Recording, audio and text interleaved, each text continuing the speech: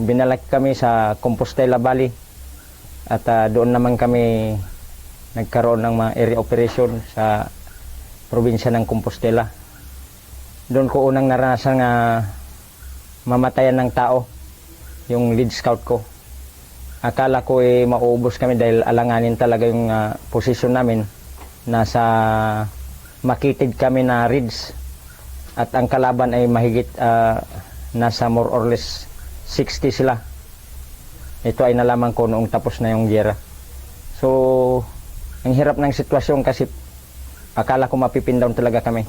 Pero dahil sa tiwala sa isa't isa at saka sa pagtutulungan na rin ng bawat miyembro ng team at saka section, nagawa naming paatrasin yung kalaban, although nasa vantage position sila. So yung talagang tatak ng Ranger na hindi nag-iiwanan, although nabawasan na kami, andun talaga naramdaman ko yung malasakitan ng bawat isa.